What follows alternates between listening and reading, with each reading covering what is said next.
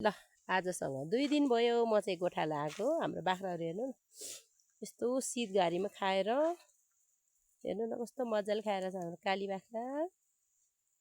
ल यतातिर पनि छ हाम्रो बाख्राहरू। म चाहिँ गोठालो आएको साथीहरू है।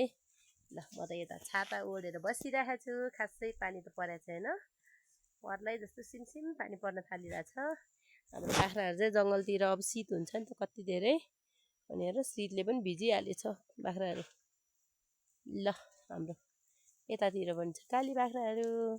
ल म चाहिँ आज गोठालो 2 दिन भयो साथीहरू। जुगा त टन्नै आउँछ, म चाहिँ सडकमै बसिरहेको छु।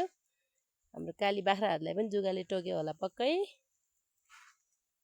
ल हाम्रो सेती बाख्रा पनि उतातिर छ हेर्नु है। ल गोठालो आइदिएको साथीहरू। हुस्सो कुहिरो लागिरहेछ यतातिर त, लेकतिर त यस्तै हो प्राय। यता लेकतिरको हुस्सो कुहिरोले केही देखाएको छैन।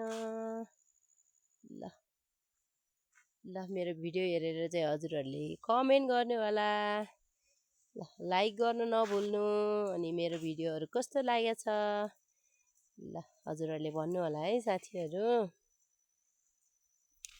ल हजुरहरूले साथ सपोर्ट दिनुभयो भने चाहिँ म पनि खुसी हुनेछु।